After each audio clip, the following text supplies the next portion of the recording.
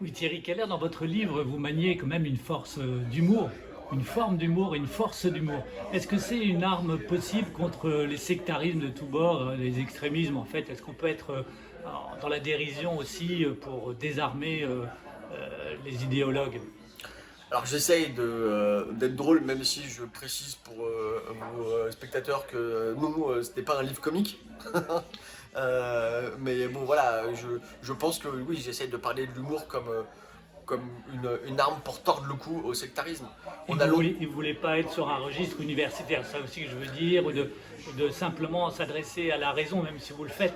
Mais vous avez une dose supplémentaire, un registre supplémentaire que vous pensez que c'est utile. J'essaye que ma forme, c'est-à-dire le second degré, soit corrélée avec mon fond qui est de s'en prendre à cet esprit de sérieux de premier degré qui est l'apanage des gauchistes. Cavana disait, je crois, que les gauchistes sentent le curé froid.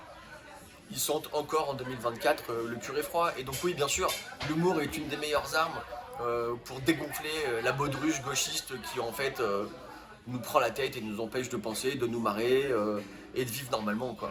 Et la baudruche d'extrême gauche ou gauchiste qui est parfois même allié objectif de l'extrême droite. Est-ce que c'est possible de manier l'humour face à l'extrême droite, par exemple? Je crois que c'est de plus en plus difficile de manier l'humour face à l'extrême droite. Les gens, les fachos n'ont jamais eu beaucoup le sens de l'humour. Pour être honnête, ils ont fait semblant de rigoler. Et comme les gauchistes, ils ont toujours valorisé l'humour officiel. Il n'y a rien de plus chiant que l'humour officiel.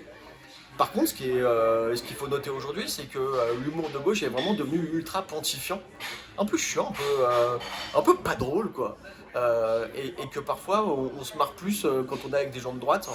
Et, et le vieil esprit anard de droite français, moi, il m'a toujours fait marrer. Et voilà, je veux pas me marrer avec des fachos parce que voilà, Mais utiliser l'arme de l'humour contre eux, c'est possible. ouais, je pense que c'est possible, c'est hyper important. Je veux dire, la meilleure arme contre Adolf Hitler, c'était Charlie Chaplin. Je veux dire, on ne peut pas trouver une meilleure critique acerbe de l'esthétique débile et de Hitler que chez Charlie Chaplin.